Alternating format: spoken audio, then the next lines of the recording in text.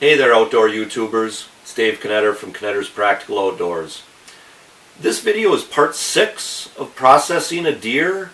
My dad, Don Knetter, is going to show you guys how to go through the neck and how to, a quick little demonstration on how you might want to make a roast out of that neck. My dad is a career meat cutter.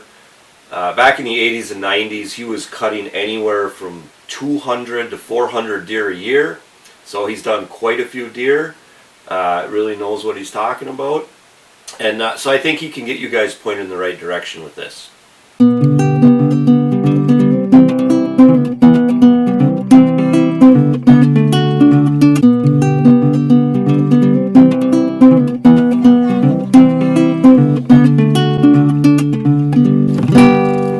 But not least, we get to the neck. The final stage of our processing. Dave will take his boned out because he's going to use all that meat in his trim. Some people like to make a roast out of them. Neck roast, a lot of people just rave about neck roast. This here you could probably just put in a roaster by itself. There's a big bone configuration inside here. Again, this is not as big as it appears for edible product because there's a big massive vertebrae in here. But it's a meat if it's cooked. And if you wanted to wrap it in some of that pork, like I did those shoulder roasts, there'd be nothing wrong with that at all. But in the meantime, I'll bone it out. It's not rocket science. You just got to work out that big neck vertebrae out of there. But I'm going to go ahead and take a little of this neck meat off of here on the bottom around the esophagus.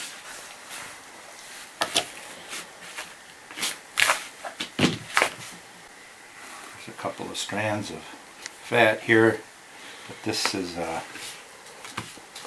really does. I have gone to many camps where they made neck roasts and they've done a good job on them, just like that. This here is I want to go down. This is the top part of the neck. This is where the esophagus came out. This is the top part. You can take your knife and go down here, and you're going to come to a piece of backstrap that runs along this neck, and this is it right here. Get that out of there. That's a very, very tough piece of tissue. Just go down each side of it. Almost looks like a bone in there. Yeah, actually it lays right on top of the row of neck bones there. Mm-hmm. So now you get that out of there, and down in this channel here is where you're going to go ahead and start. You can see this one bone here, well, that goes right down like that. You can just, it has an awful configuration. You just have to go and ride the tip of your knife along little knobs that keep bumping in and out, and just keep working around it. Working around it. A lot of knobs down here. Just don't cut those knobs off because you don't want that left in your meat. Just ride them gently.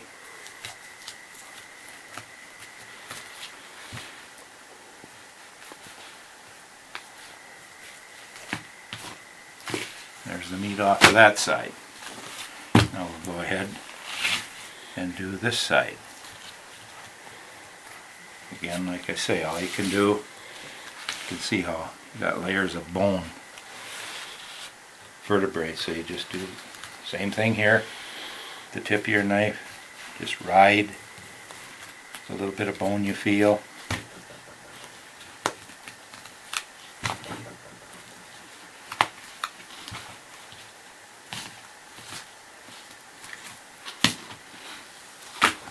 And this is the mass of bone right there. That contains the vertebrae and the nerve channel. And that's that. And this is the meat Dave is going to work up and put into his trim. You could take this, put a slab of that pork meat in there, put this over the top, roll it and tie it, put a piece of pork meat there. It's a beautiful boneless roast. Just cook it for several hours on low heat after you brown it off, and it'll come apart can have pulled venison, whatever you want with it. All right. That kind of concludes our That's free range critter. That's about it. Yes. Excellent. All Good right. eating there. Good eating. Good animal, Dave. The age-old question of how many Polacks it takes to clean up a deer, it's really one if the other one stays out of the way. Remember this, guys. Hunt, fish, laugh, repeat. This is Dave Knetter, along with my dad Don Knetter from Knetter's Practical Outdoors. Hey, thanks for watching and God bless.